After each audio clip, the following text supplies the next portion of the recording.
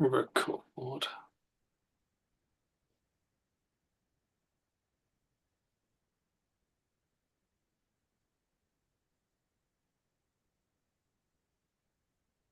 Lovely. Here we are there. Right, so hello everyone. Welcome to session 6 of this year's BGA. Today we have Petra running a session on Inkscape. Actually I haven't done it yet. I'm going to drop a couple of links into the chat. The first of which is a fill out form that if you do have a minute, please fill it out. That'll help me gauge the people that are attending and make improvements for the future.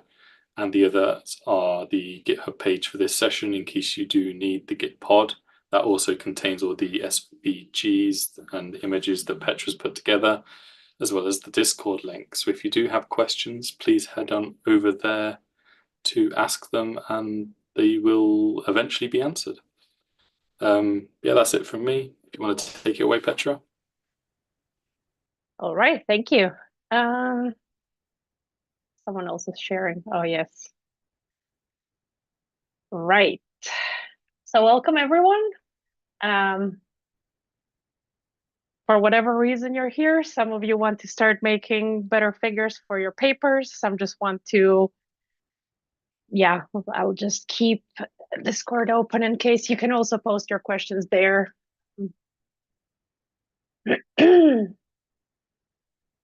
So yeah, I realized that this course will probably make more sense at the end of BGA when you've done a lot of figures of your own data and want to put them in a figure yourself. So you could just go back at the end of the month and look at this again and try and make a figure of everything you've done. But yeah, so a little bit about me. I'm a staff scientist at the Wellcome Sanger Institute. I work on malaria mosquitoes. So the examples that we will be using today has to do with one of our recent manuscripts about one of the major malaria vectors in Africa. And on the other side, I also do a lot of science art. I use art a lot in my job in public engagement, which means I get to deal with a lot of art software. And in recent years, I've been trying to use more and more open source software in general, but also for art. So start learning how to use Inkscape because it's a really good tool and it works on the 3 major operating systems. So it works on Windows, Linux, Macs.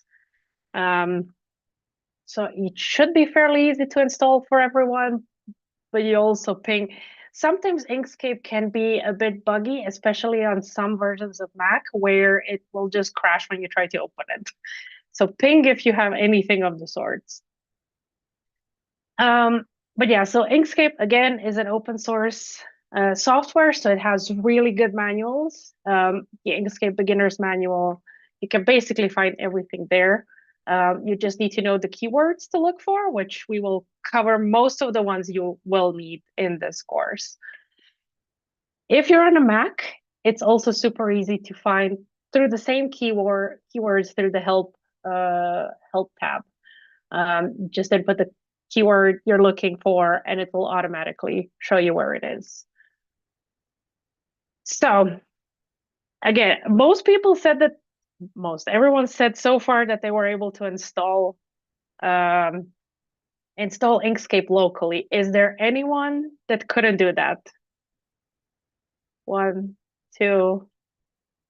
No. Okay, I'm gonna skip the next few because it's how I got Inkscape to open through the Git pod, but again, sometimes it will just delete the program in general. All right. So when you open Inkscape, it might look a little bit overwhelming because there's a lot of icons, and if you have never dealt with the graphics of any sort program, a lot of them will not make any sense. Another thing is a lot of people are going to try and use Inkscape for really huge files, and that is going to immediately crash the program. So I have an M1 chip, 2020 MacBook Pro, And the limit I found for Inkscape is about 29 megabytes. Anything that is bigger than that is going to just crash the program. So we will get to it, but in my experience, for really, really big files, convert them to raster, import it to Inkscape, which is a trick you need to use also, not just in Inkscape. If you are using Illustrator, you should do the same thing. Like really big vector files are going to crash any of your vector programs.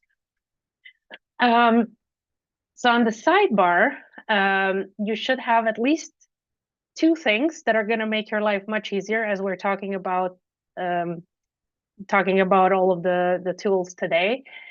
One is layers and objects, which should be there by default, and the other is fill and stroke. I will show them once I open Inkscape, but those are the ones you need. So what will we cover in the course today? This is the example figure. So you have little bits and pieces of this figure in the repo. You can download them, or you can just take some of your own SVG, PDFs, PNGs, and play around with those during the course. So anything, if you already have an idea of the size of the figure, it's how to use boxes to approximate the sizes, and then you can export from ggplot, from Python, whichever plotting program you use. You can export your files to the exact size that you need. Like I said, really big files should go as rasters at a really high resolutions. Don't attempt to put a 600 megabyte vector file in Inkscape. It will crash everything. Show you how you add tiny details or larger details that are too complex to add in Python to your or ggplot. So how to add those in before you finalize the figure.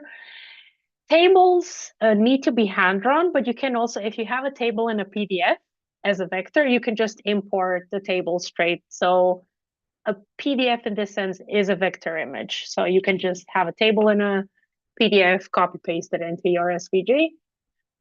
And really, really huge files in the sense that they have a lot of separate objects, which we'll click around, group them together, because that will make your life much easier once you're trying to sort the layers. So that's it for this bit. And I posted it on the Discord, but just a tiny detail. If, like me, you have a lot of bokeh figures, which are great. So for those who haven't used bokeh figures, they are interactable HTML files. So you basically make an HTML file. You have, in this case, each line is a sample. They're grouped by country. I only need, let's say, Cameroon. And now I want to convert this into an SVG file, because if I try to do that from the start, very often bokeh will have some issues. It's just recently that bokeh has started getting SVG compatibility, but so much easier to just export into HTML. So I posted this tool called SVG Crowbar. It only works in Chrome, Chromium, and browsers of that nature. But basically, you just need to drag from their GitHub page, you just need to drag this icon into your bookmarks. I already have it here. And once you're in your HTML figure, you just click on the SVG crowbar and it will extract all of the files into separate SVGs. The one you need is 0. So that's the one that contains the figure. If I reload this, you will see that it converts every single small icon here into its own separate SVG file. So don't even bother with the ones that are up here. That's just bokeh icons being converted. So we have one example of what a SVG crowbar file looks like. So that's that. Now let's go to Inkscape. So on the left here, I just have the final figure from the paper. So this is one of our supplement figures. Just briefly, it's about adding historic malaria transmitting mosquitoes into a present day data set and how they compare by population structure, by inversions, and where do they fit mitochondrially. So it's just like a summary of what our samples look like, where they fit. All right. So like I said, the bits here that you will need are, just remove a few so it's easier. So it's lines here. Just open this so you can see. So layers and objects and fill and stroke. So layers and objects are to add the tab. You just go to layer, layer, and layer, layers and objects if you don't have it. And the other one,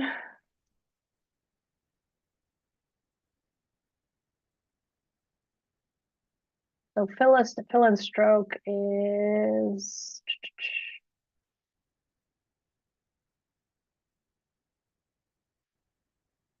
so hopefully that's the standard one and everyone has that one ready. All right.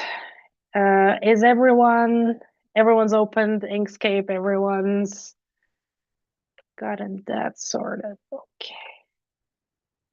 Right.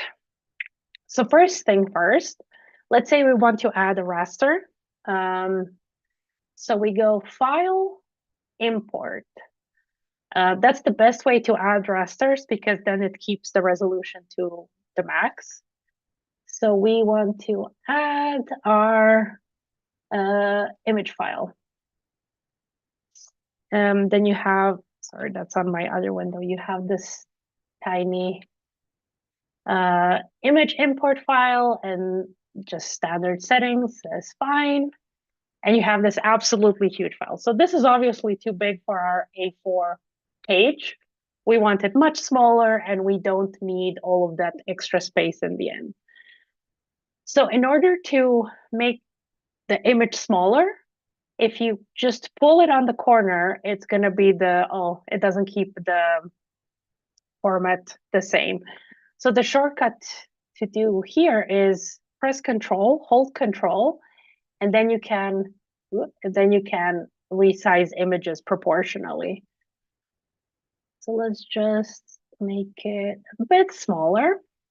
And now we want to remove all of the unnecessary parts from this. So the first tool, the selection tool, is the one you need to just move files, move the objects themselves. Second one we're going to get to, because the second one you need if you have a vector. Again, this is a raster. We can ignore this one for now. So what you need is the box rectangle tool. So let's say we want to cut this image like this. So now you see that the fill and stroke box on the side has information on the opacity of the object we just created. Under fill, stroke, it will tell you the color of the stroke and everything. We will come to this later. For now, I'll just remove the line and I will make this a little bit opaque. So now I can, back to the object tool, I can just resize to the borders I like, remove as much as necessary. Okay, so I like this cut. Then I select both files. Your box needs to be on top. You select both files and then you go Object, Clip, Set Clip.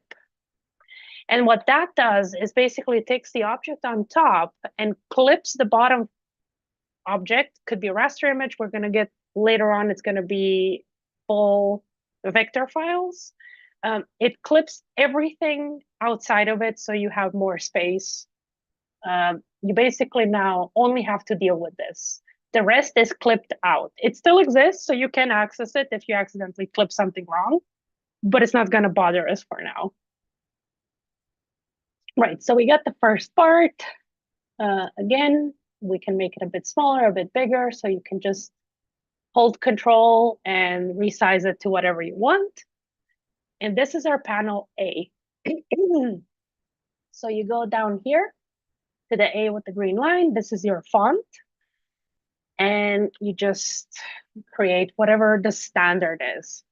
It's going to be colored weird because we created a white box. So under fill, you just go and fill it completely black. It does have an RGBA system. So if you have colors that you want to use, it's the typical hex color. And the last two are opacity. So FF means it's 100%. And then if I put the opacity lower, that is, no, not here. Oops, sorry, not here, up here. So if you put the opacity lower here, you will see that those FF change.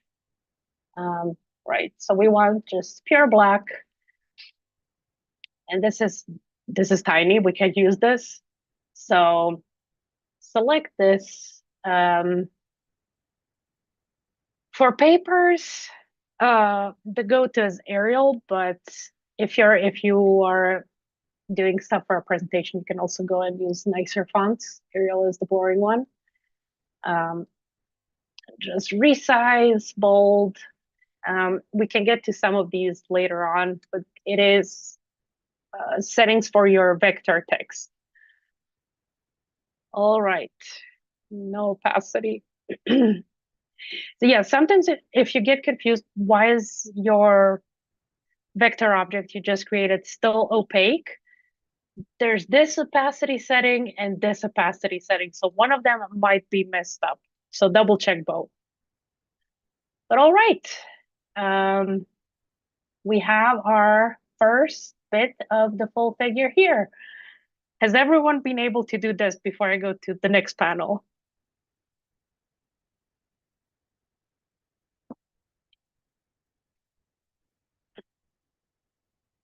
I don't see any. Oh, wait, I see some comments.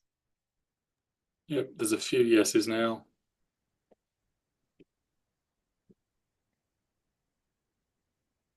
Oh, okay, I managed to open the chat, so it's on the screen at all times. Okay. Now, the next one we want to open is a map.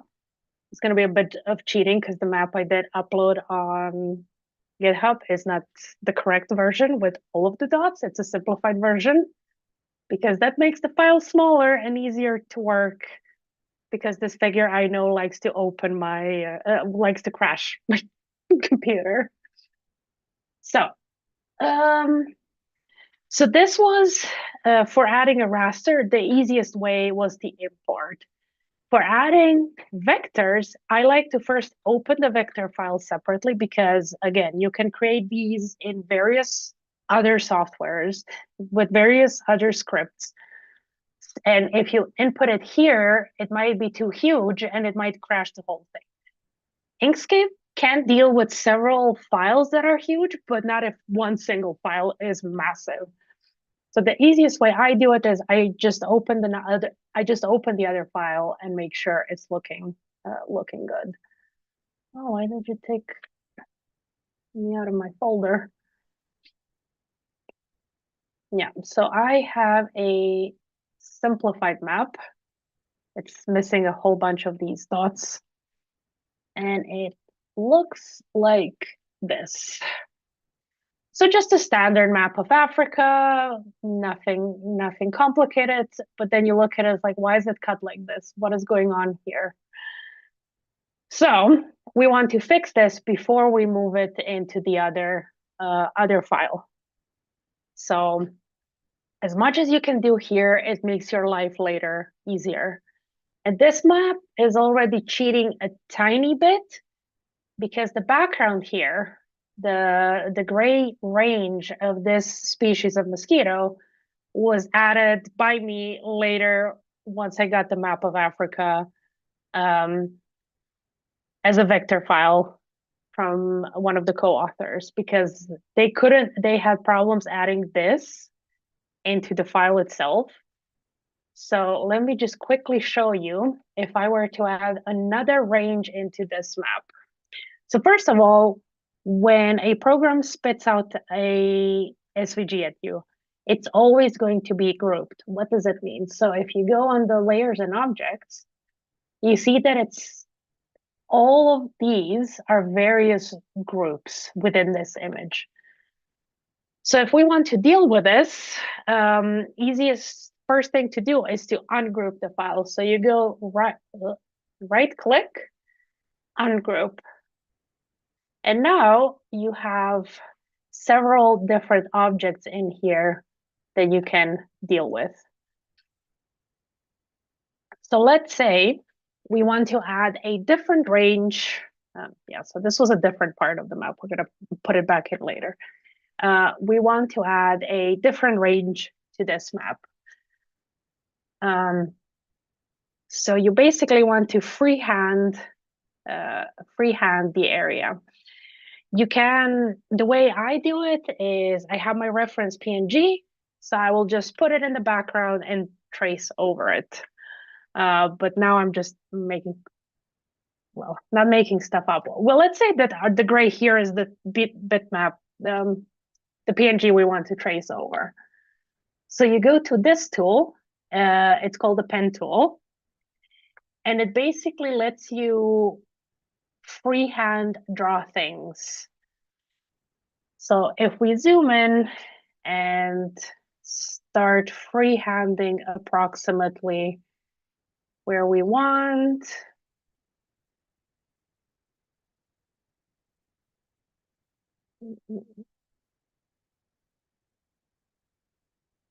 it's the ocean border, so you can just follow the country line as much as you need.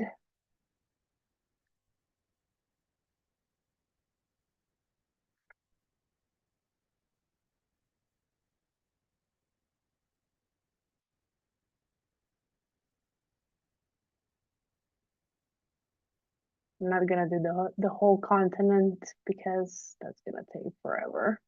So I'm just gonna do. So if you want to make straight lines, in the middle of creating this object with the pen tool, hold Control, and Control is going to make angles smooth. So it goes 90 degrees and then every, I think, 10 or 25 degrees up. And so you could just make a straight line across. I'm gonna make a weird box here. And done. So it's created an object. And now we want to actually fix this object. So this is our path one. You'll go back to fill and stroke. So we want to have a much more neutral color than a mass of black. And we want to smooth the edges. So we don't like that some of the edges are basically angles. So the way you do that is you click on the node. So these little diamonds are the vector's nodes. You click on the node and then you can set smoothing. So these are the various actions various types of smoothing you can do on the nodes. And you can do that on multiple nodes at the same time. So hold Shift and you can click on all of the nodes to select the ones you want to smoothen. And then click on the smoothing. I deselected the nodes, that's fine. Smooth. Or if you don't want to click through all of these. So, oh yeah, I forgot to mention, now we're at this second selection tool, and this tool lets you select the nodes. So if you have a vector file, this lets you select all of the little node diamond shapes. So I don't want to select all of these. You can just do this. So hold down to select multiple, hold down to select multiple. And let's say that's good enough. Let's remove this one. Right, so we have this. We go back to layers and objects, and you see this path we just created is at the very top. So you just need to move it all the way at the end. below all of the other files, all of the other objects. So this is our map. We then say, okay, looks good enough. Let's take it to the main figure. Select everything, right click, group. Because this is going to make it easier to work in the other file. And then you just go to the other file and paste it. But there's still work that needs to be done here. But now we have the map here. So another thing that you see here is that the map is cut because there is no distribution of this species across the Sahara. So we can do that here. And it's the same logic as we did with the raster. So you select the box, you approximate where you want to cut the map. So go a little bit down here. Right. So you select both objects, and again, you go object, clip, set clip. And now it cut the map to a size that you are okay using. I can make this smaller. And in this case, I also added a dashed line just so it's very clear where the continent was clipped. And you can do that again with the pen tool and with the control, so it does only straight lines. You go across, click, enter. And then instead of fill, now you go to stroke paint. You add a black line, stroke style. So then this is the bit where you know some journals are like, your lines are too thin, your lines are too thick. You just need to figure out what size is needed. So we'll go with 2 millimeters and then dashes. You have the regular existing dashes here. You can also customize your own pattern. Make it dot dash, whichever way you want. And that's your line. And so to speed things up a little bit, you can also just copy paste it down here. So if you do this, your line is going to become thinner. So just keep in mind, if you resize lines, they can also become smaller. So you just need to change it back to 0.2. All right. Oh, yeah, I cut a bit of Madagascar. I didn't do that in the other one. If you want to flip 90 degrees, just click with the selector tool on the object twice. And now you have these moving around lines. And again, the same trick with control works. So if you hold control, you move the object by clean degrees. So you can do a nice 90-degree line.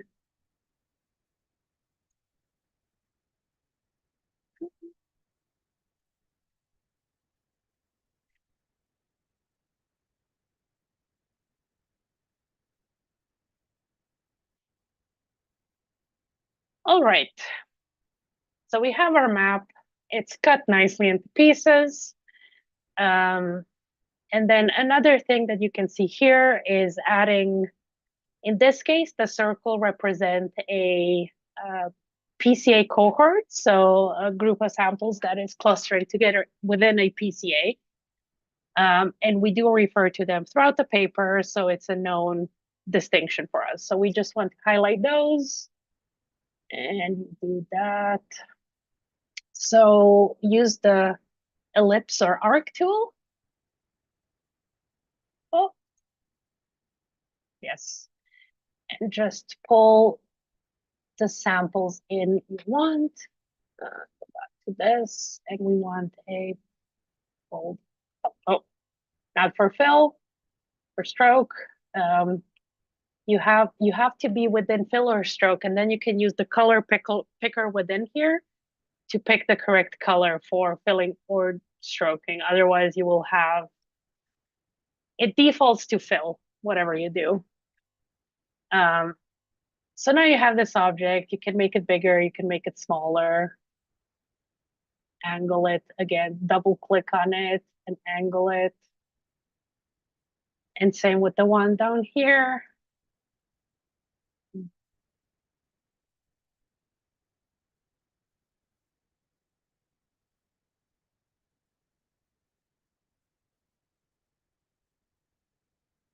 All right.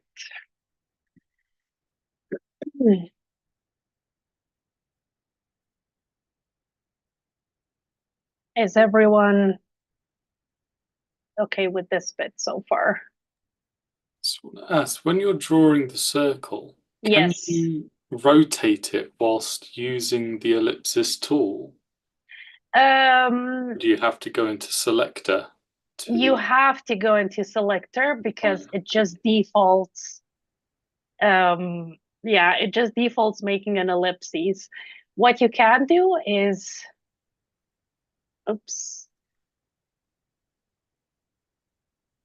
So if before creating something you hold control down, it makes you create more perfect circles because again, um, control will just default to making more standard angles. Someone's asking about the angle rotation. Yeah, so once you create the object, you have to go back to the selector tool. Every time you want to rotate or move, you have to go to selector tool. And then when you are on the object, click on it again, and then you get the rotation lines. Well, these ones. And then you can rotate the object.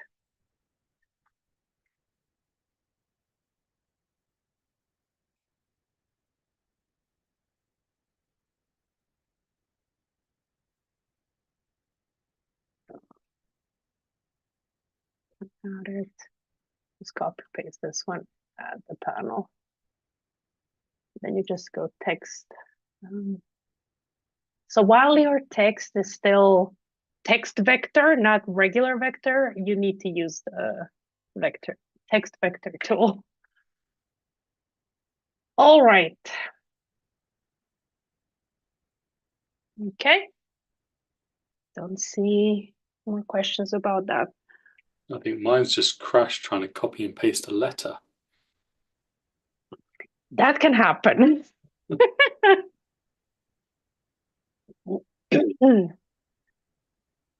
I have had the latest version of Inkscape crash on me for very weird reasons.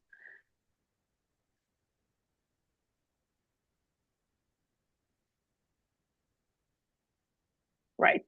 So the way I got the other objects in here, I had a separate map with those because I was merging two maps. I didn't need twice the whole border of Africa, border of countries. So I just overlaid the two maps and moved the smaller objects to the top. Right. So the map was fairly easy to modify. Now for something that's not as easy to modify, which is the PCAs. So that is file all 0, and you open it, and it is this absolute horrible mess. This is what happens if you have an HTML file in bokeh and you convert it with the SVG crowbar. So it defaults having this black box in the background. We don't want it. So first thing you do, you click on the small black corner here and just delete the black box. And now we have this to work with. So very often you will have hidden white objects. The way I like to work with any SVG file, I move it to the gray area, not to the paper area. So then I actually see what's going on with the background files. Right. So this is a giant object. We want to break this apart. So right click, ungroup, right click, ungroup. All right. So we don't need all of this back lines. We only need the signs for 0 and 0. Just to show you how we put the PCA together. So all of the PC values are on the respective lines, and we only kept the ticks for 0 to make things a bit cleaner. So we only need to keep these 2 lines. You can see that they're still grouped. So just keep ungrouping specific objects until you get them as separate files. So we don't need these 2. Remove those. And then move these. So when you click on the object, you can also use the arrows to move left and right. You can make them much smaller.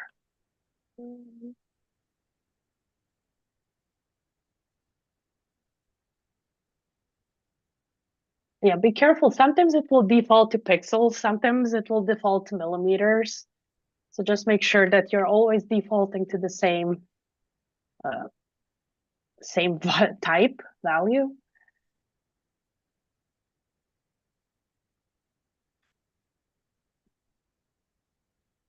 Oh yeah, these are microscopic, but you can fix that later on. Right.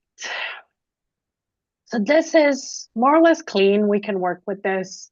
We removed a whole bunch of additional objects that would have crashed Inkscape. So select everything. Now copy and paste in the other file. So what we're looking for is we want to have a PCA within a PCA. So it's a PCA on a subset of samples from the big PCA. So you just merge them together in a nested object. If you were to do this in Python, good luck. I'm pretty sure it will crash and give you all sorts of nice errors. That does for me. Right. So we got the first PCA here. Again, press Control and just resize it to what you want it to be.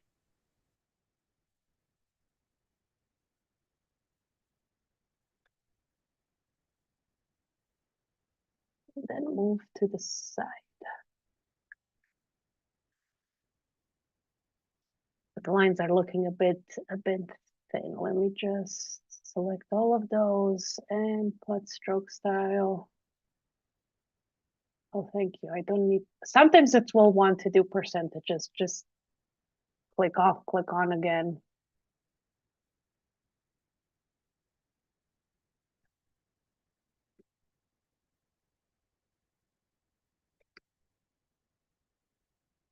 All right.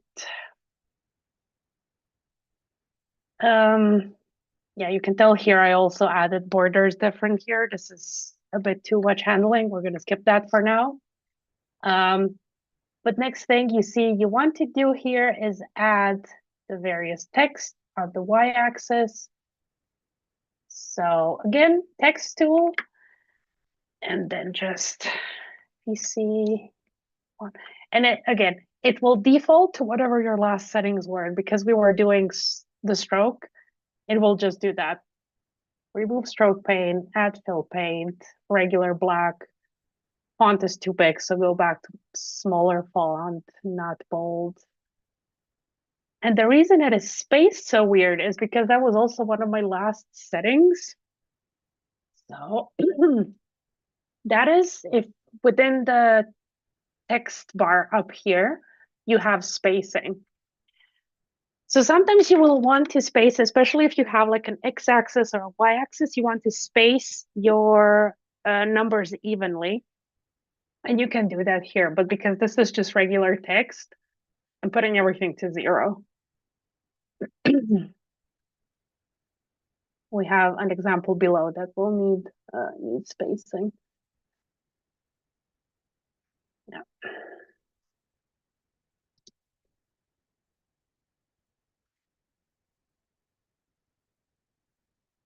Okay, text 1 and text 2.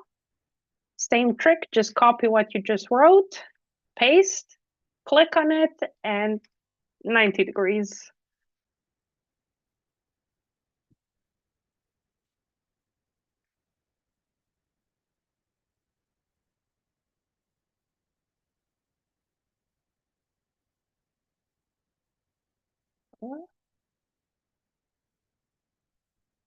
Right. The text above here too, well, that is just the region where the PCA was made on. Yeah, you can also bold and italicize from your keyboard the same way you would in any text editor. So that's a bit faster if you have a mix of things. All right, so we have the first PCA, and now we have to deal the same way around with second PCA. Also, Inkscape lately does save occasionally the file as you're working on it, but as with any graphic software, any software really, just press Control Save or Command Save occasionally because you don't trust this not crashing on you. Right, so let's open EQ0. That's the smaller PCA on just a subset of the samples. And again, it's a SVG crowbar conversion, so looks like a mess, but we do the same thing. We just ungroup, remove all of the files we don't want, all of the objects that are just gonna bloat the other file, and go from there. While I'm doing this, just because I can do this really fast, pop in any questions you have in the chat.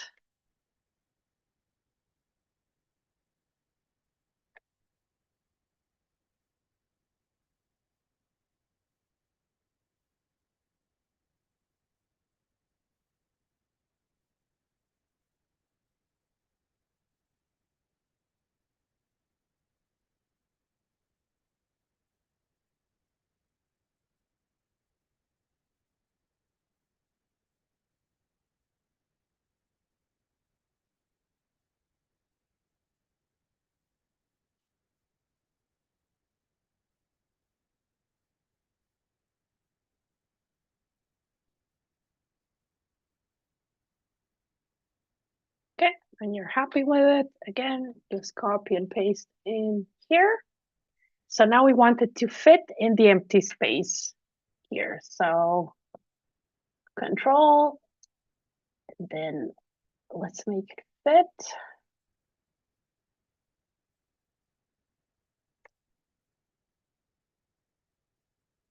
All right.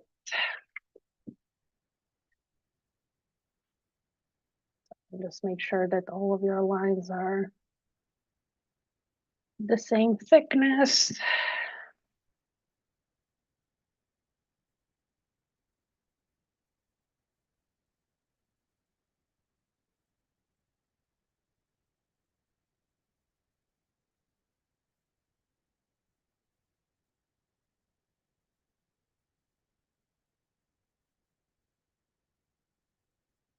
Right. Since we already have, oh, not PC1, PC2. Since we already have these two, we can just copy paste them within the other PCA.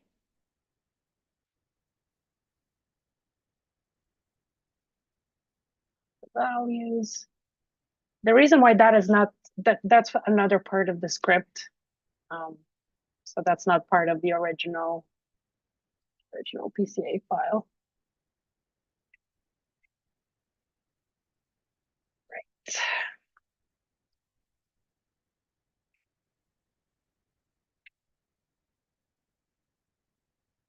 Okay. I'll wait till everyone catches up to this bit.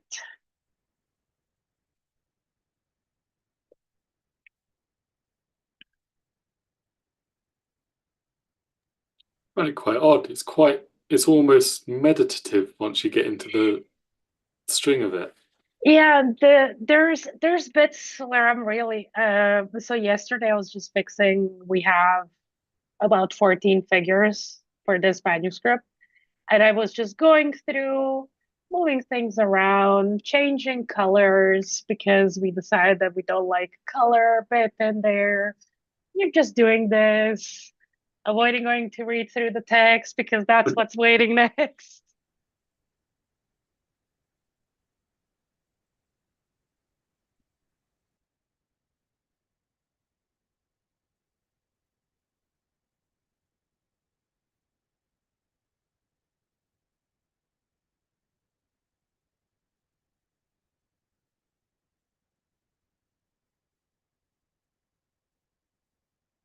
Give people one more minute, and then it's basically again just drawing some circles.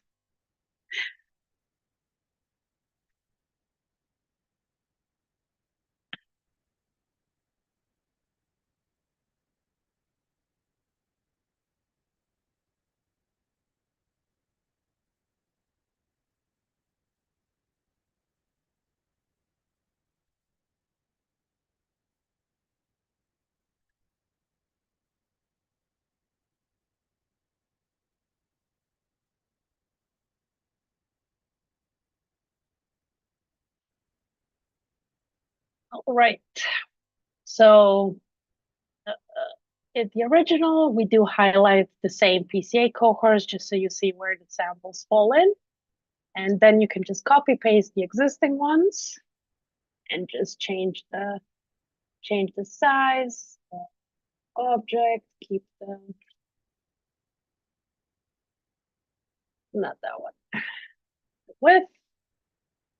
Same here. You can also draw a new one. It's just this way it will remember the settings a bit better.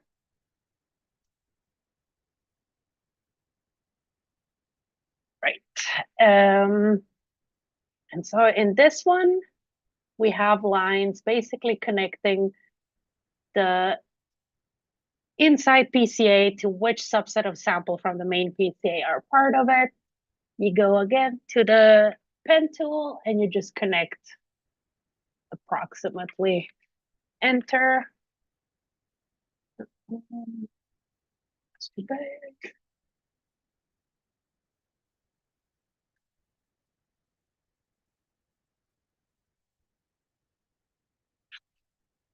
Connect.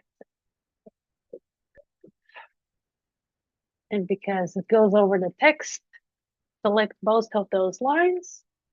And then under layers, just put them all the way at the bottom. So they sit behind the text. It's a bit different because I was putting this font as small as it can go, just it doesn't go over the line.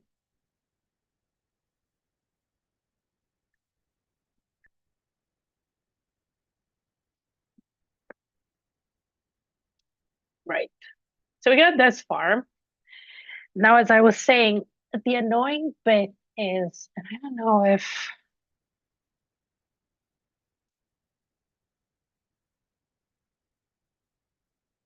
no. So unfortunately, I think this exists in Adobe Illustrator. It doesn't exist in Inkscape yet, but you can't just import a table as in draw a you can import a table. You can't just draw a table. So the way you need to draw this is you basically have to draw it from scratch. This is going to be very time consuming, so I'm not going to do too much. I'm just going to quickly show you the tricks to do this efficiently. So again, with the rectangle tool, just draw a rectangle, remove the fill. So it's just the stroke and no dashes. So that's the border of your box. And then you just add some lines inside. Let's say we don't want to bother with the lines. We just want to have the text in there. Let's just have one line. So I'll just put this line in. Okay. So how do you space the text so it nicely fits into a column? So to do that, text tool, and then I'll just change a few of these. Yeah, if you're going in between text and lines, you're gonna have to do the Um, remove fill, add stroke, remove stroke, add fill, back and forth. That's a bit annoying, but it's not the worst thing.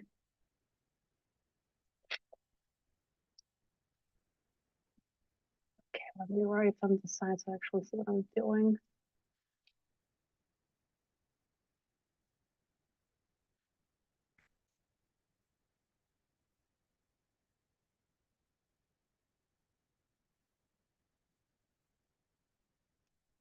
So you might be confused, like why is all of the text above each other? Because the spacing, vertical spacing at the moment is 0. So you just write a bunch of them and then I'll show you.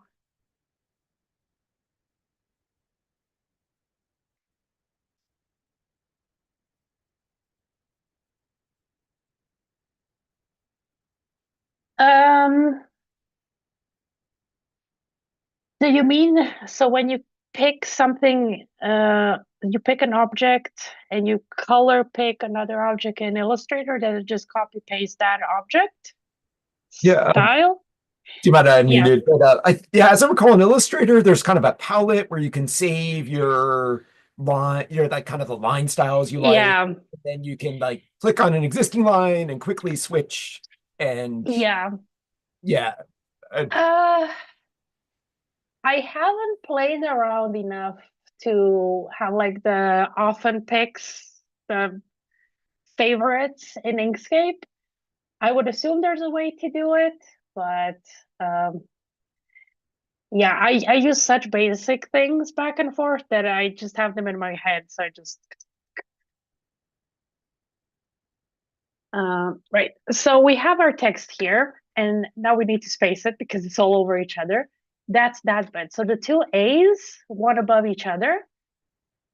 The moment you start adding things here, please select the whole thing. Thank you.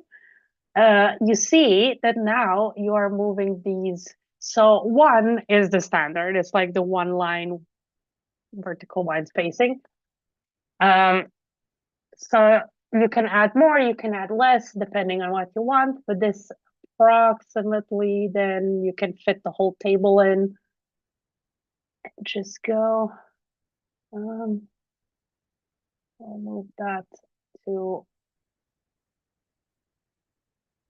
the side here. So we will not be doing the whole table because that's a lot of waste of time right now, but you can also have a simplified table without the middle lines. Then it relates to the various shapes.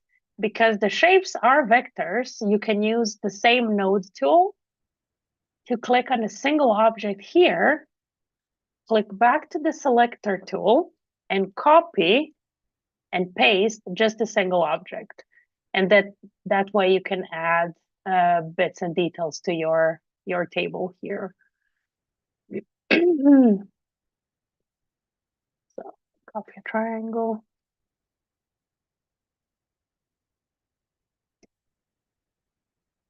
Yeah.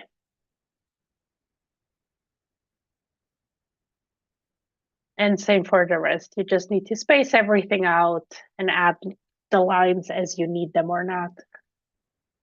Okay.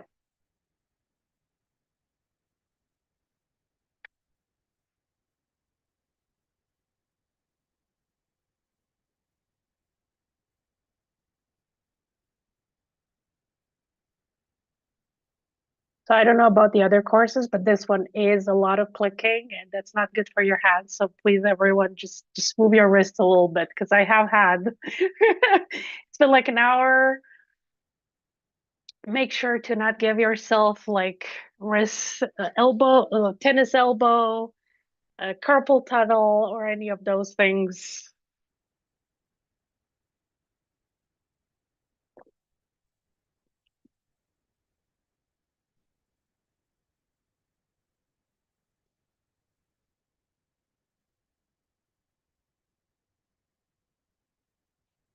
Because next up, we're opening only one of these three because they're the type of plots that like the crashing escape the most.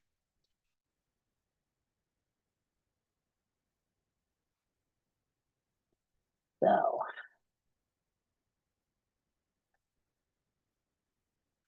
Yeah, so our current file, this one, at least in my computer, is 14 megabytes. So, and you can see that a lot of it is still missing.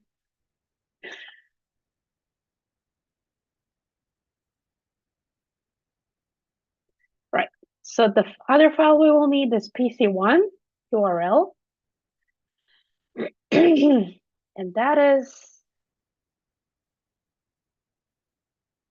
I think, the biggest vector file of today. So the reason why it's so big is because there are 656 lines in here.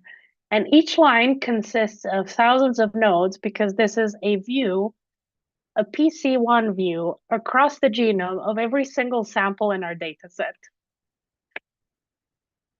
Oh, no, actually, it's more like 700 samples. Yes. There's a lot of samples in here.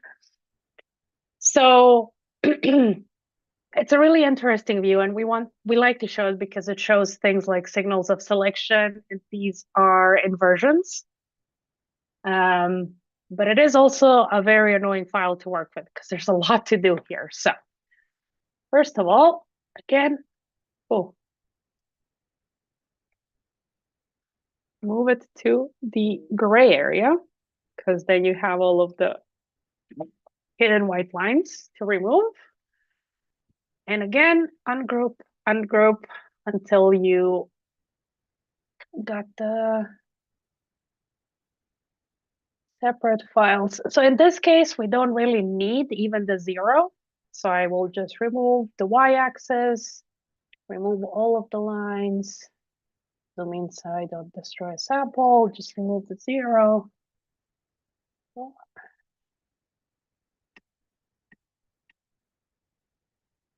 And at least for me, Inkscape is very sensitive. Like if I slightly zoom in or zoom out too fast, it will go like microscopic workspace.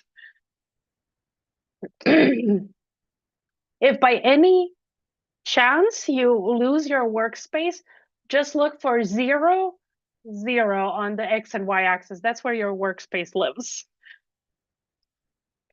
Because I've had it zoom out into like minus 6,000 at 6,000, stuff like that. Right. So this is looking okay, but it's still not what we want. So for one thing, it's missing. I want the lines to be here, to each megabase pair. Tick location. The font is of the wrong color, etc. So you can do that by, oh, I want Arial here.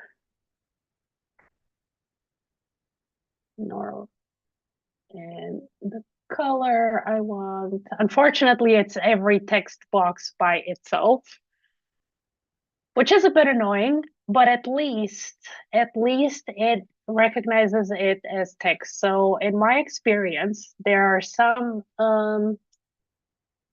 I don't know if it's Plotly. I don't know if anyone uses Plotly, but there are some Python plotting systems that if you save it as SVG, this will not be text vector. It will be a vector. So any font changes, you will have to rewrite the whole text. Extremely annoying.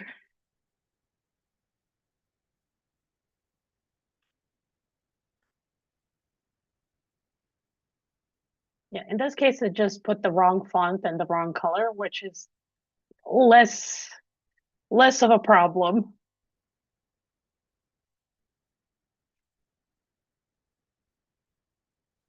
All right, and then we want to add text here in the middle. So again, our handy pen tool. Let's just click, click, enter.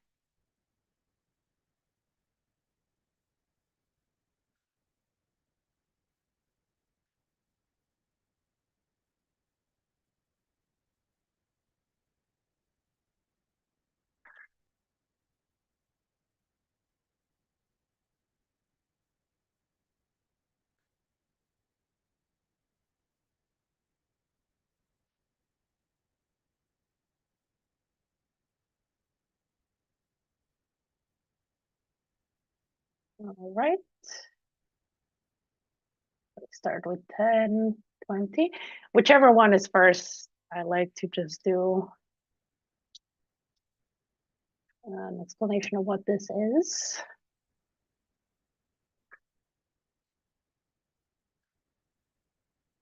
And now it's something we can work with. So select everything and then copy paste. Oh, let me just close a few things without crashing Inkscape because there's too many open windows. Just copy it here and then go back to close the other one. And yeah, this one will take a while. It's huge. Close. Save this immediately before we do anything.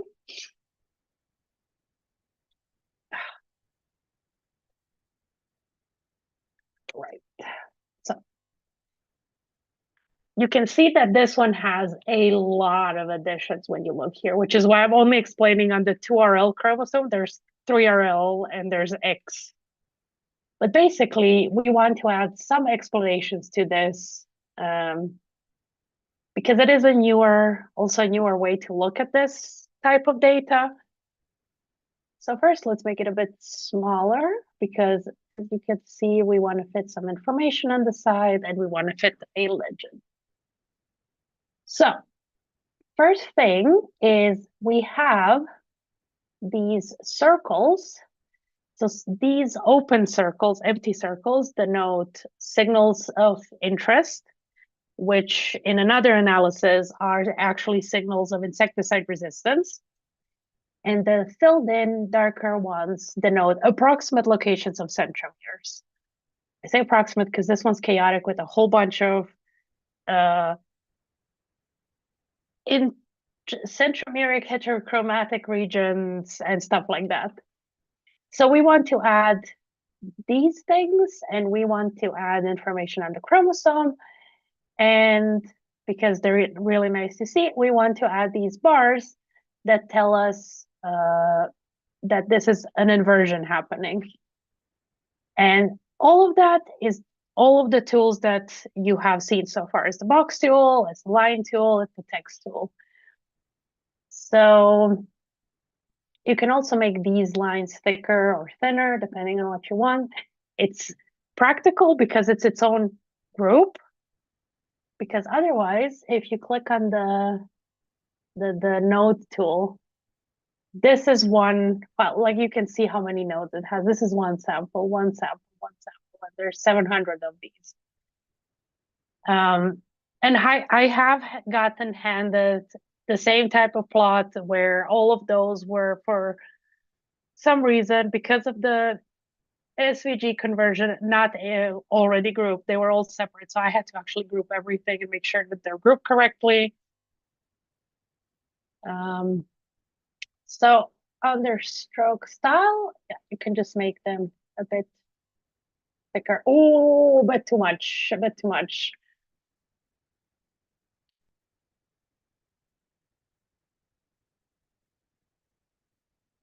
Not enough. Let's go with it. This is good. All right. Yeah, so I need a bit more space down here to start noting things. Luckily, this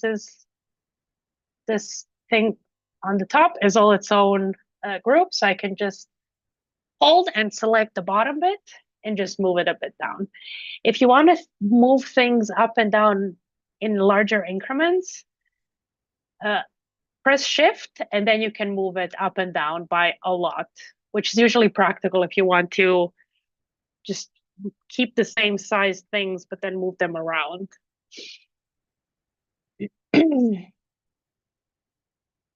Also, especially for figures like this, where you kind of need to make sure that things align, it is good to have guidelines. So to do that,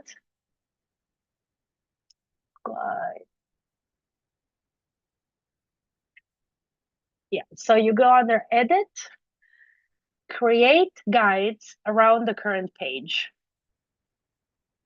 Right, so you see we now have a bunch of blue lines that are guidelines. So these are not part of, these will not print. This is just internal to this document lines that tell you what are the borders of your file.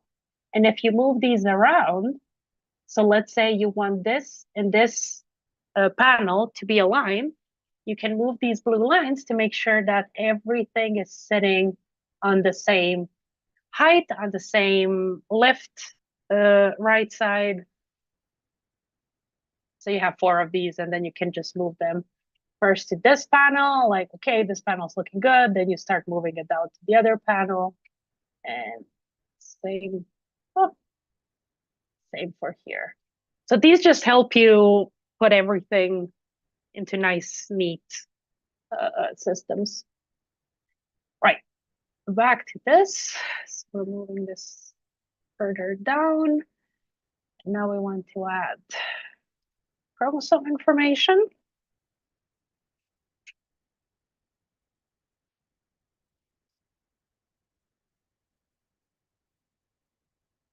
Then we want to box these. These are not perfect circles, because the way you do those is actually with the box. So this area of interest, we create a box around it. Remove the fill, add stroke, just regular, not dashed stroke. And then what you do, you see this little circle here. This smooths the edges of the box. So you can use this for other things as well. But basically, you go to the node tool and you just pull this circle all the way down to create a smooth box. You can have it more or less smooth, depending on what you want. I will just use the maximum smooth one. And then once you've created this object, you can just copy paste it into the other area of interest. And if you're worried, oh, are these aligned? Your handy guide line, you just put it up here and you're like, oh yeah, they're more or less aligned. You can move it a little bit. If this is moving too much, up here you have x-axis and y-axis. So you can move by like fractions of a millimeter up and down to make it perfect. Doesn't bother a lot of people, but it bothers me if I know something is not fitting perfectly. Okay, and then we can use the same smooth box to add the centromere information, which on this chromosome is about 56.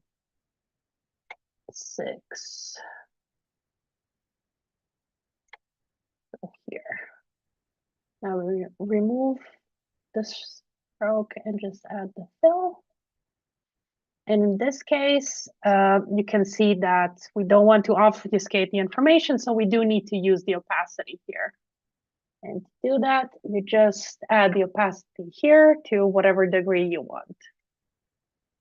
And because this looks a bit wonky, now we go back to having a more smooth box with the node tool. And then the other bit is we want a box to denote this inversion here. So you draw a box approximately at the start and end. We want it full, we want it light gray, and we just move it below the actual inversion. Here, make it a little bit taller so the text fits, and then we just put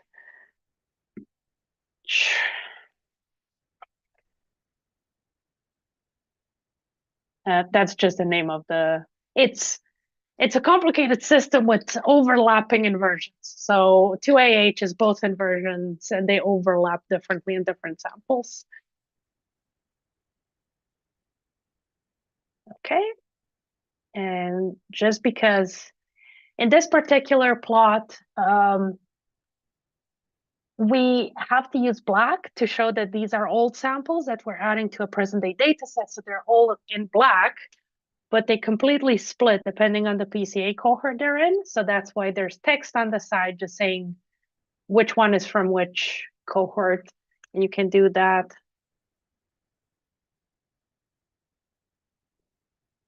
with the handy spacing tool that we were talking about, and you just make sure that they're spaced, their appropriate black line.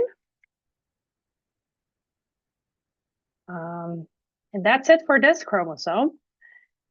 I'll show you how to do this, but then the same thing is done for the other chromosomes, except we have another region of interest that is designated differently.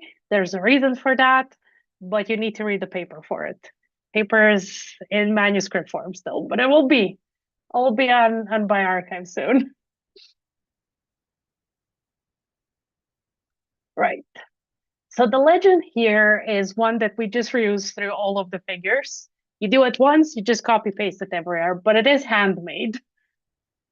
So the way you do it is again the same. You just text tool and write this is just abbreviation of country names and geographic cohorts.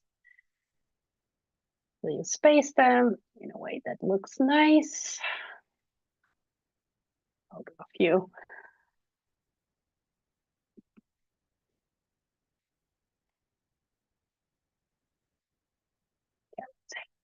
That.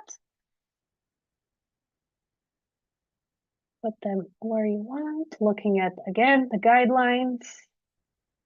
A little bit. And then you just add a line in the middle of each text bit. A little bit more handsy, but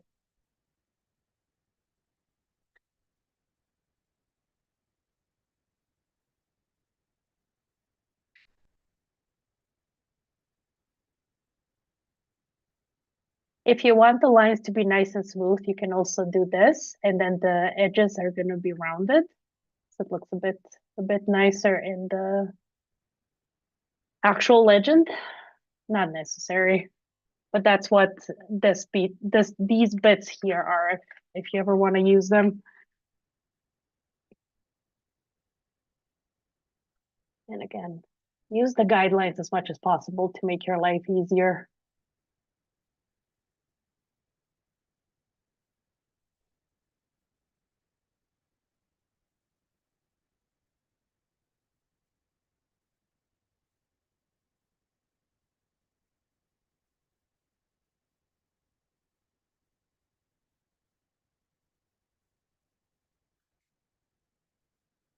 Okay.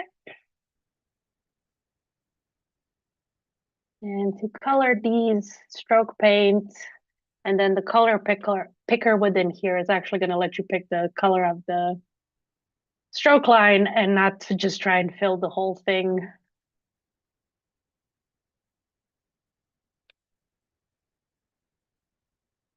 I'm not doing these by hand. I do know which cohort is what. I've been staring at this for months.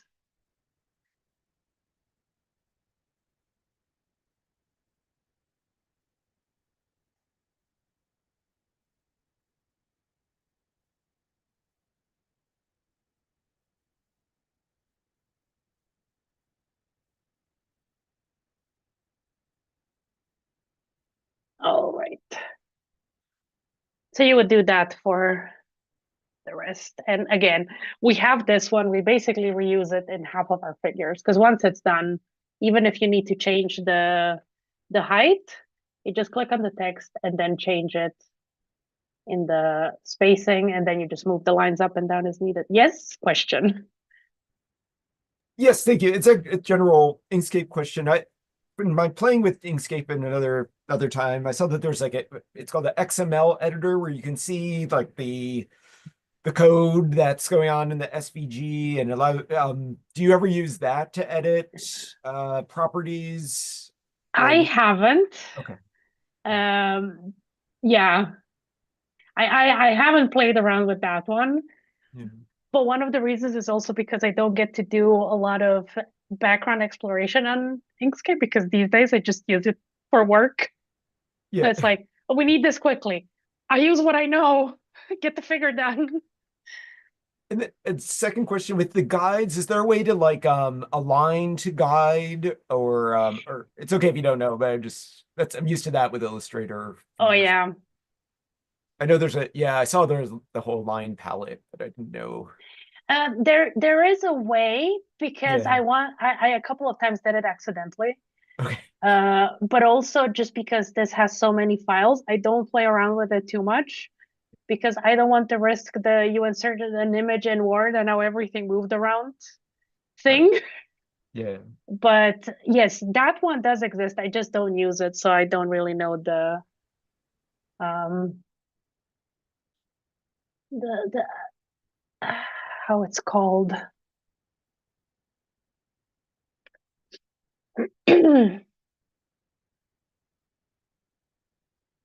How is everyone getting along with this bit? Caught up? Everything worked? All right.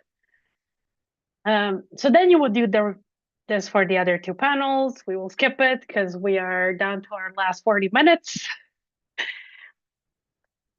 So the next bit is these chunky things. And actually, this is looking faint. I might need to recolor this later on.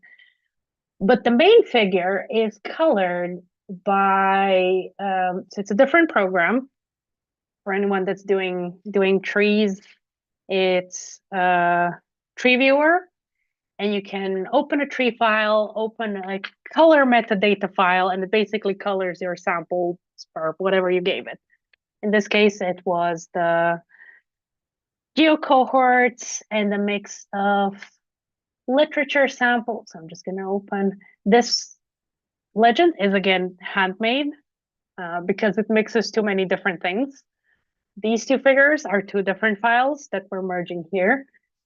But it basically, yeah, the metadata file in Tree Viewer will just color everything by what you give it. That would be a fun tutorial. I'm not the best at Tree Viewer, but it is a fun program now that I think about other things that could have been done for BGA. Next time. I'll add it to the list. Yeah. Because it's so practical. I mean, you have with the literature samples, the R samples, it's like 900 lines. I was not going to color that by hand in Inkscape. And all of the other tree programs, they just decide what colors they want to use, even if you give them a file. But you can do really cool things. Like the only thing added here is that these lines are now dashed and the outer circle. Everything else in the middle was done by Tree Viewer. So you can do a lot there. All right. So let's get this mix in here going. So the file, the first, oh, actually, we're missing side panels. This is not the most exciting bit here. I mean, it's again, just copy paste the text, align it and add.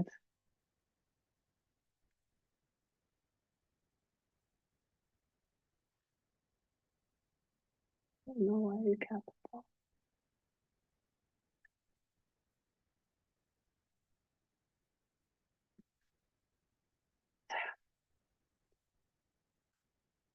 So, instead of bigger space, I'm going to put it straight here.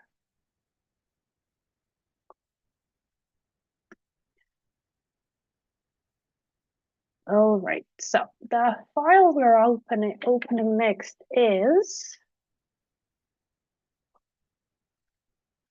full, empty, all collapsed.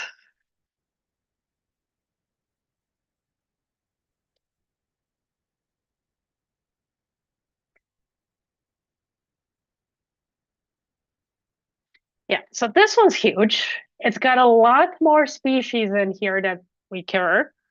And we want it to be somewhat human readable. So if I put it side by side with the one in the manuscript, you can see that I basically cut off everything above here. So I kept some species that are basically an outgroup to the ones that we're looking at and deleted the rest. So let's go ahead and clean this out as much as possible, again, before we copy.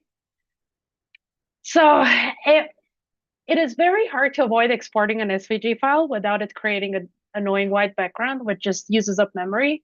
Always delete. And then at least Tree Viewer, you can export an SVG and it will be a proper SVG. It will not be grouped. Every bit here is its own already ungrouped item. So you don't need to ungroup as much, and you just need to select these and remove. And then all of the small bits here. So here I do want to keep the small tail. So instead of deleting the thing, node select tool, and then I just delete the node I don't want. And I keep the small root. All right. So let's copy that into our file. So it's absolutely massive. Make smaller.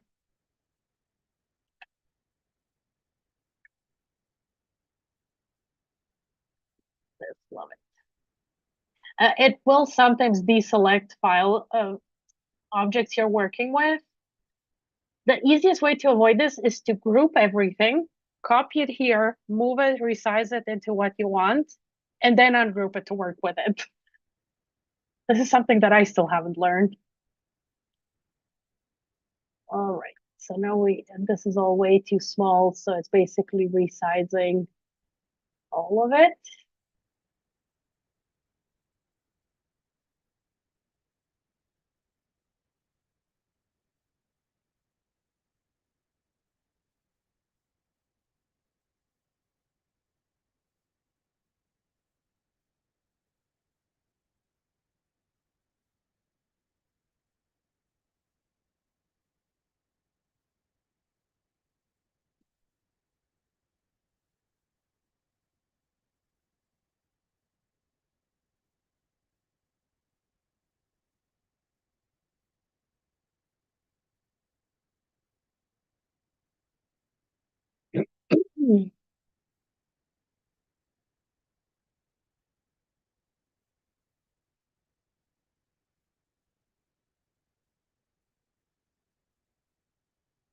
All right.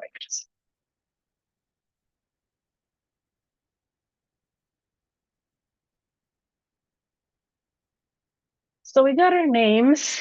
You see that some are missing. That is because in Tree Viewer, if you collapse samples, it doesn't keep the name, which is a bit annoying. So I know what the collapse samples are, so I will just copy, paste the same font type, and then just write down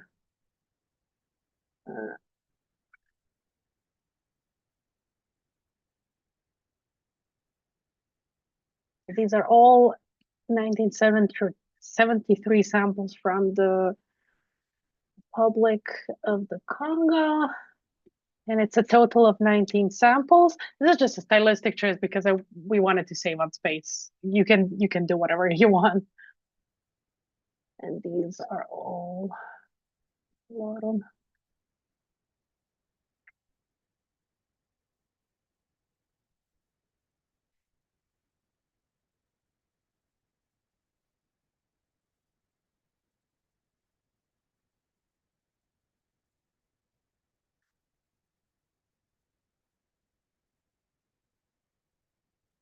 All right.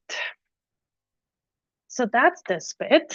And then if you see in the other file, I made some really fancy nonsense. So because there is one paper in which they explain mitochondrial haplogroups, mitogroups for this species. This is the colored inside circles here.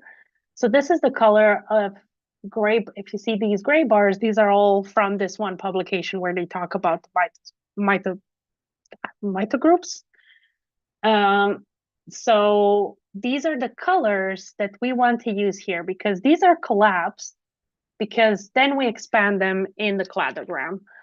So I want to color them by their mitochondrial haplogroups. So I go stroke paint and then use the color of the mitre group. You can use whatever color now. We will open the other file later. I don't want, it's a huge file and I don't want to open it until we need it because potential crashing. Okay, and then the other one, it is excessive. You don't need to do it, but if I zoom in here, you can see that it's a slight gradient because mitochondrial lineage consists of a blue and a green one. And to do gradients, you simply select the object and then stroke paint. Instead of flat color, you go gradient. And then you can select first color, the green, and then second color, the blue. Ooh.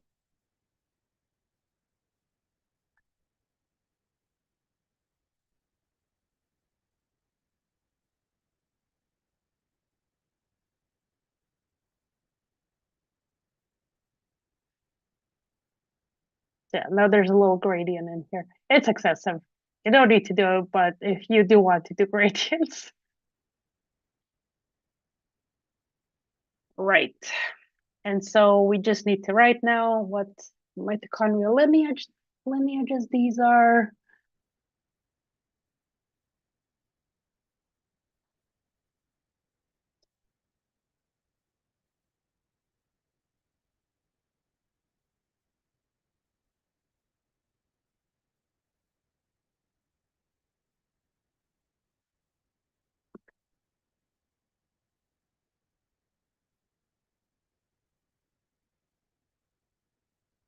And again, you can do a gradient here because no one can stop you. And then you have an excessive thing like this. Great. Okay, we got about 30 minutes. Basically, again, there's a bunch here of things you've already used in the bit above, which is adding lines with the pen tool to just box these out. And this is because these samples here came to us as one species, but then they turn out to be another species. So we just want to highlight that these are completely different groups of samples.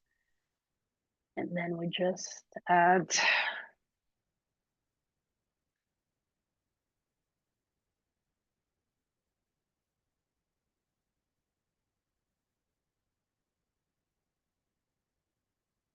again, just rotating.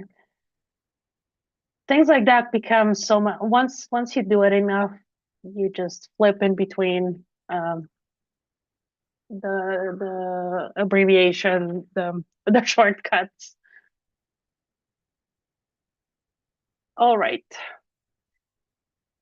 So now the last file, let's get it in and see how far through this we get. So that one is full empty fun only.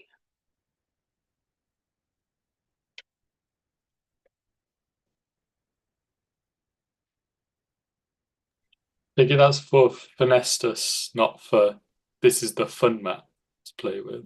Fun is for Finestus, yes. What do you mean it's not fun to play with? It's great when on daily stand-up you're like, oh, I'm doing the fun plots today. All right, so again, everything here is a separate object. And you can see how many objects we have to deal with. So before we move into that one, we delete the white background, but we group the rest. Yeah, this isn't even nodes. If I click on the node tool, this is the amount of nodes we're dealing with. So don't back to the normal tool and just group. And now you're comfortable with moving to the other file. No, Inkscape. Sorry, I've got a question. I think at the beginning you mentioned you might want to rasterize very large vector files if they basically if it's crashing Inkscape. Is this potentially a case you would do that? And Yes. what is the yeah, or just basically how do you turn it into a raster? Do you save it and then import it or So, yeah. oh, okay, back to here. So that's actually super easy. Let me close export so you don't see that bit. So you see it cut a little bit up here. So if you scroll all the way down your sidebar to an icon that's 2 pages next to each other, that tool lets you expand your page size. So you see now you made the page a bit bigger and you have returned the bits that for some reason got cut out. Let's make it smaller too. And then you go File, Export, and then you can turn this into a PNG and just input it in the other file. I would recommend 300 DPI at least, even for just uploading into other files, because it is a raster. So especially at conversion, it might lose a lot more quality than the rest of. So you put a PNG into an SVG, but then you convert the SVG into the PNG. You want the PNGs that go into the SVG to be as high quality as possible so you don't lose the information down the line. But yeah, so you put 300 and then you just go export. And you can see that even that's taking a while. And then you would go the same way, File, Import, and then import the, oh, it's 14 megabytes. And the SVG is only 1 megabyte. Well, let's go.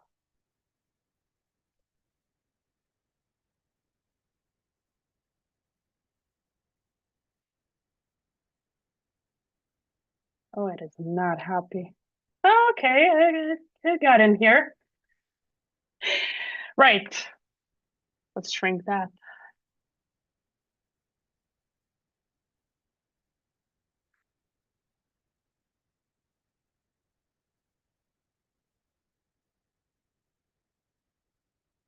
I mean, this tree is a little bit of an optical illusion, at least on my monitor.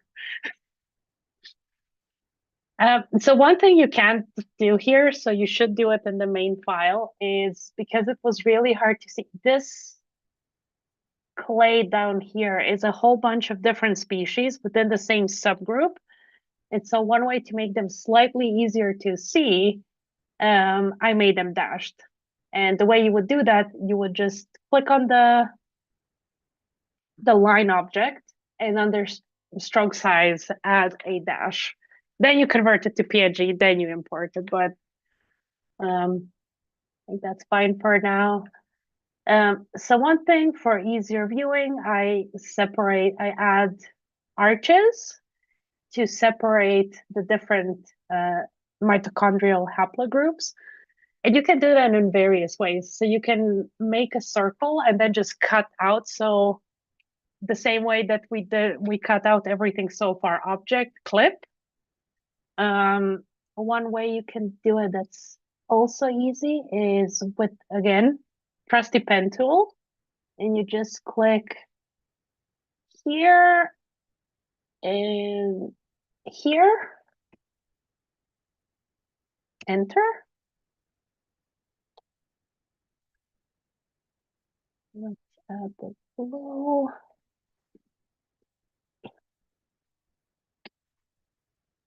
So now you need to add a node in the middle. Oops, wrong tool. The node tool, and at the middle, just double click, and you have added another node. Pull it to the top, remove the fill. It likes to add that immediately, and then you just smooth this one, and then basically move it around, and now you have created This will be a little bit of playing around to get the angles just right. But yeah, then you can create different thicknesses and basically make the curves within the bits that you need. The legend is the same logic as the one we did before, minus the fact that instead of lines, you just need to create small boxes. So you just create boxes and then you add whatever information, color information is needed there. And yeah, and these bits are again just lines. The same way we created the lines up here in the PCAs, it's just lines saying this tiny bit here in the main tree is then represented in this cladogram. I do want to leave a little bit for questions. So we got 20 minutes. Any questions, comments, your own figures that you want to get help with, or how to get everything into one big figure and make it work?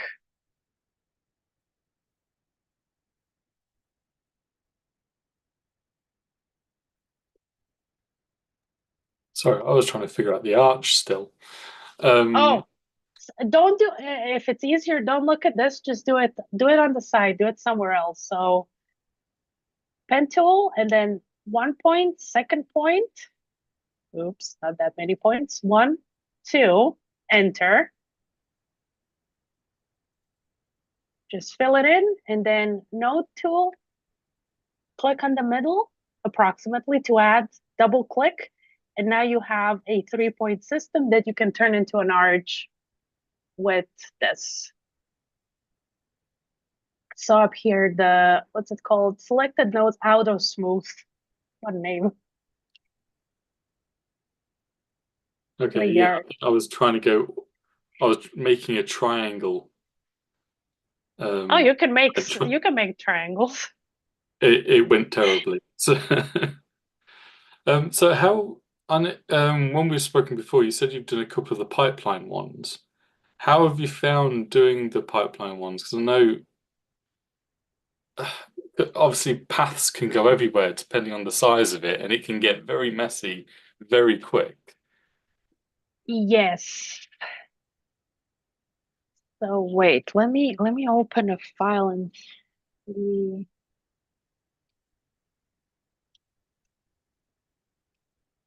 Uh, uh, uh.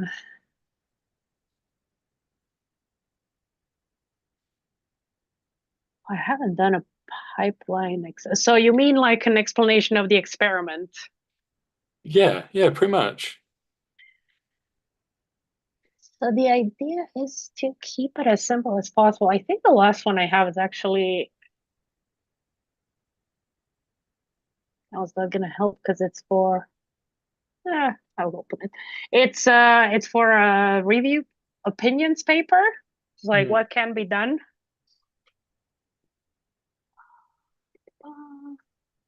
Well, I'm trying to find the file if anyone else also has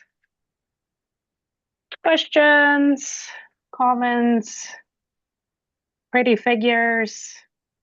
I expect to see beautiful figures after your BGA on the 25th, done this way.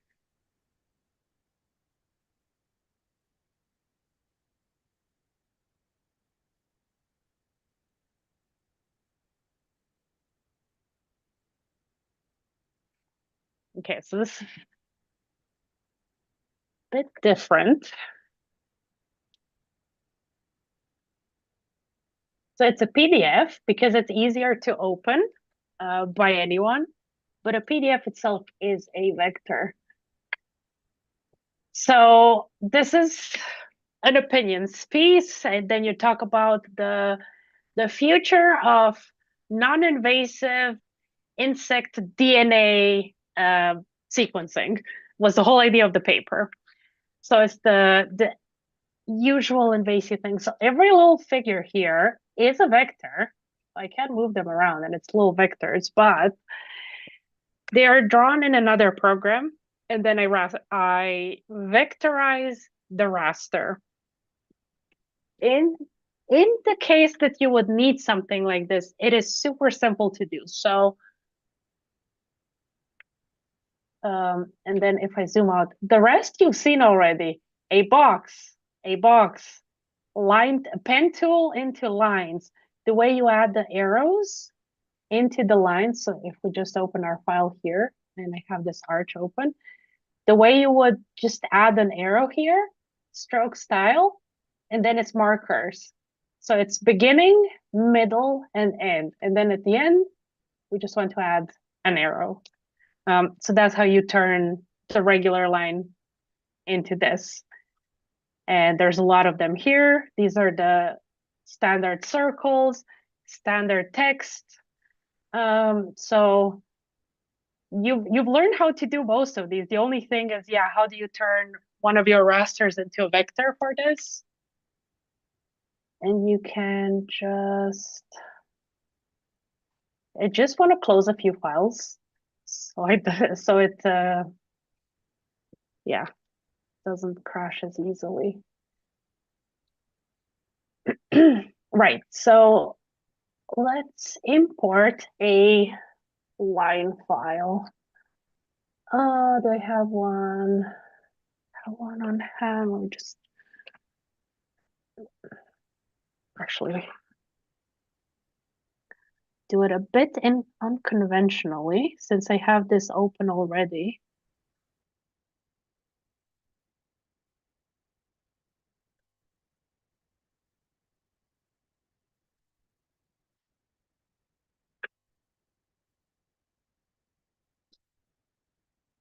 So these are the little caricatures I drew in another program. And these are all rasters. I mean, if I zoom in, you can see the pixels. And the way you turn these into vectors is click on this is the whole PNG. And you have this thing called trace bitmap. You can find that.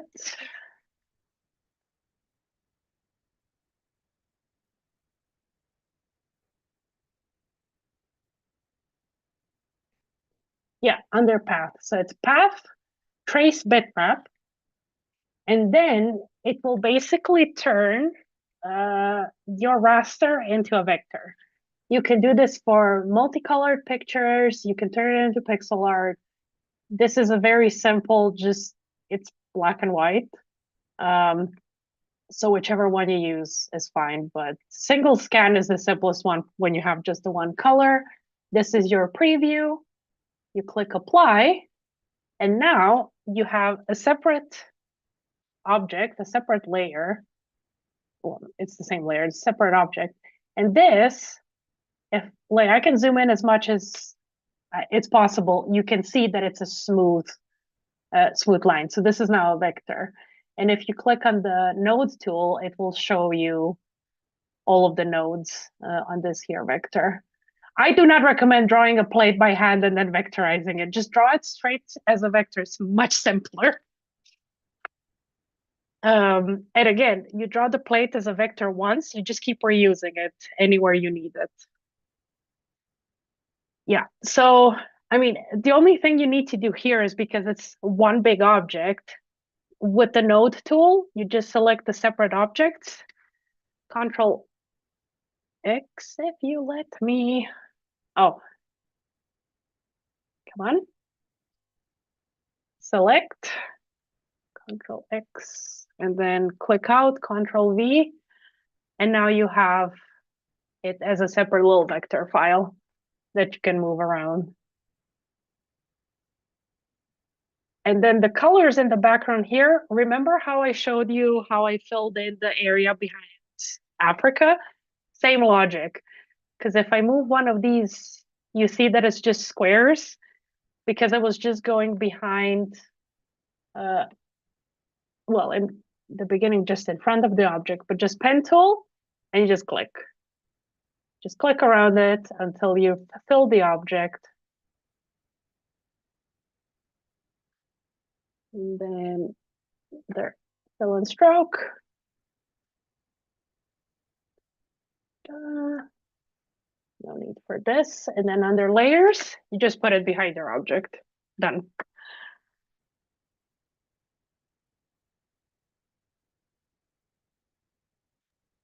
Was there So a yeah. shortcut? I'm sorry. Was there a shortcut just used for moving the layer back? I've struggled with that. Like, No, it's within the layers and objects, and you just click up and down. oh, up and down. Oh, okay. That's Yes, great. yes. Thank you for It's all just the tips. This is thank you. again, it's things that once you know they're there, you're just doing them automatically. But if you just open Inkscape, and I have used Illustrator before, the icons are similar, but not similar enough where you just automatically gravitate and know what to do, and you're just staring at it and trying to find how to do things. I mean, I don't know if this is going to be helpful. We have a little bit of time before people ask questions. So now I'm just going to make a very weird path.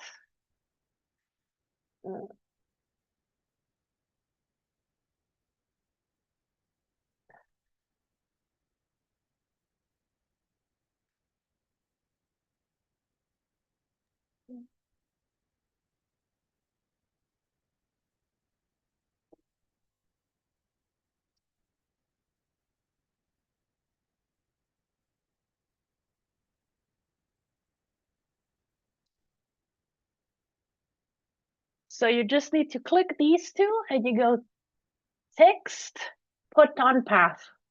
And now your text goes on the path. And then all you need to do is for the path, you just turn it invisible again, but you can make your text go on whatever text. So that's how you do text that needs to be on a curve, or I don't know, why would you do text that goes on sharp angles, but you can. So it's just, yeah, text and then put on path, remove from path. Any other tips and tricks people were struggling with or are interested in?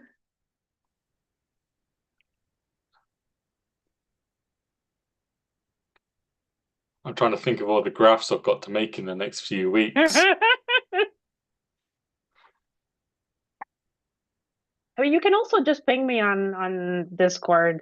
I am traveling for 2 weeks in October, which is why we're having Inkscape now instead of at the end of the month, where it would kind of make more sense once you've done your own figures, because now you would be doing all of this with the figures you've made throughout the course. But yeah, just ping me and I'll reply when I can.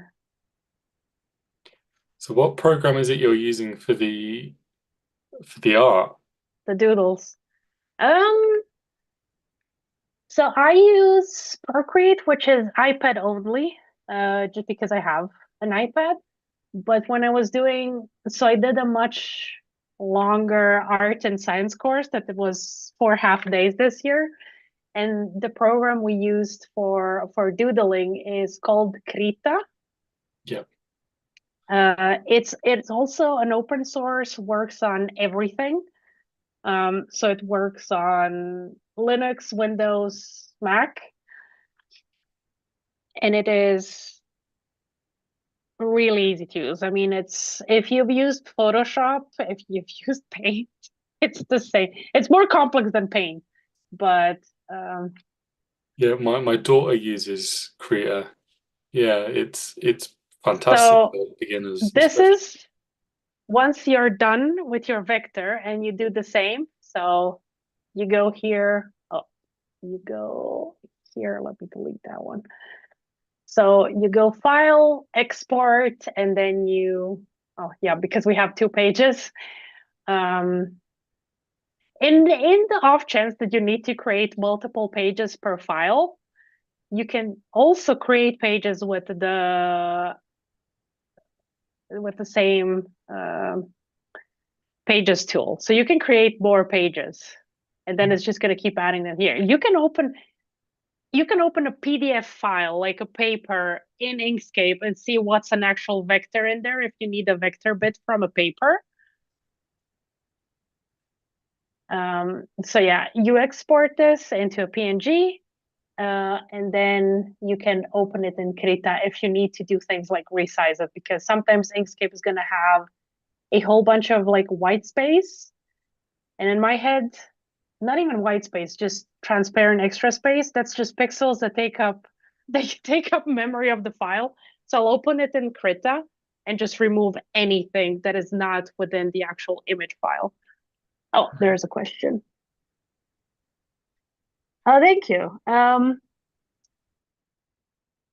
So the page background, two ways. So you can freestyle it. So I can create another page. So again, the two-page tool, create another page. You can set up pre-existing sizes up here.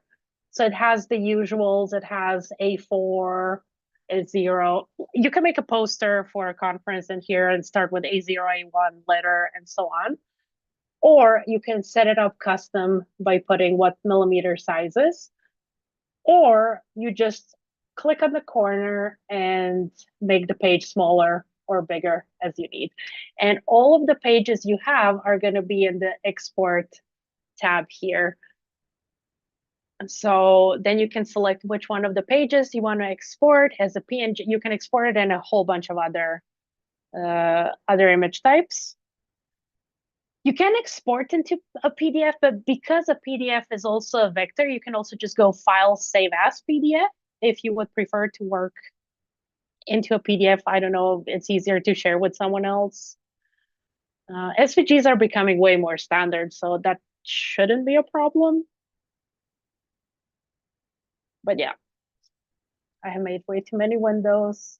It went way too many pages. I'll just delete a whole bunch of them. Yeah. Any more questions in the last 5 minutes?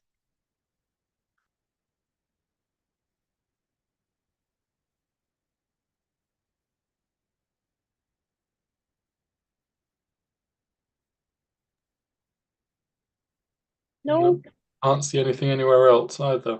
That's fine. If there are any questions, you can just ping me in Discord. I'm still available till Monday, and then for the last 3 days of BGA. Cool. Cool. Well, thank everyone for coming and joining in with the session. Thank you, Petra, for giving up your time to run it. And Thank you. Thank you for the invitation. I really hope it was helpful, because I have tried this on people from the team, and I explained to them, and a lot of people will open Inkscape, get scared, and never use it again. yeah, no, that's fair. There's a lot of buttons, isn't there? There But is a lot of buttons. I've got a lot of pipeline diagrams to write, so this is going to come in handy. Because stuff like Lucid Chart just doesn't hit right. It's just that amount of control over what you're creating that's missing. Yes, yeah, yeah. No, it's gonna be a fun week. Yeah. So thank everyone, and I hope I see you in some of the other sessions. See you later. Thanks, everyone. Bye-bye.